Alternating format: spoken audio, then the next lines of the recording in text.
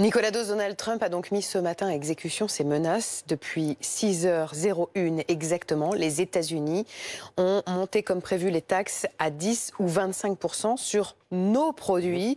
Est-ce que d'abord économiquement, c'est grave ce qui se passe depuis 1h30 maintenant? Vu de haut, quand on regarde l'Europe, pas du tout. 7,5 milliards de dollars de surtaxe douanière, à moins de 7 milliards d'euros. C'est rien, parce que la France, à elle seule, exporte 40 milliards vers les États-Unis, l'Allemagne, 110 milliards d'euros. Après, quand vous regardez de près, secteur par secteur, les secteurs touchés, oui, c'est pas simple. Les viticulteurs français exportent 20% de leur production chez les Américains. La bouteille qui valait 16 $ hier, elle vaut 20 $ aujourd'hui. Les Airbus, nos avions, ils valent 10% plus cher. Les fromages, notamment à pâte dure, le cheddar anglais va être très surtaxé. Le Roquefort a été épargné.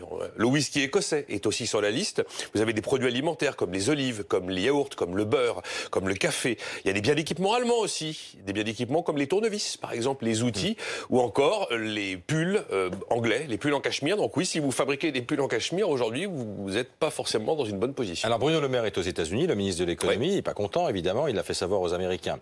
Ça les impressionne? Non, ça les impressionne pas. De toute façon, on est sur des montants faibles. Il dit attention, il y aura des conséquences économiques et politiques, on n'en est pas là. Surtout que c'est lié aux subventions que les uns accordent à Airbus quand les autres subventionnent Boeing. C'est vieux comme l'histoire du match Boeing-Airbus. C'est quand même un grand classique. Donc là où Bruno Le Maire essaye de montrer un peu les bras, c'est en disant les Européens vont riposter. Je rappelle que cette histoire, c'est l'OMC début octobre qui dit aux Américains, OK, vous pouvez sanctionner à hauteur de 7,5 milliards de dollars les Européens, car ils subventionnent illégalement, d'après l'OMC, Airbus. Mais personne n'est vraiment impressionné. C'est une vieille guéguerre bien connue. On entendait les viticulteurs là dans le reportage de 7 heures qui en appellent à la Commission européenne. Mais quelle peut être la riposte de Bruxelles? Non, il n'y aura pas de riposte de Bruxelles. Ou alors si on décide de riposter et de surtaxer les produits américains, on le fait mais hors cadre légal OMC. Et alors nous, on a évidemment attaqué les Américains comme d'habitude pour les mêmes raisons, parce que Washington subventionne Boeing quand nous subventionnons Airbus.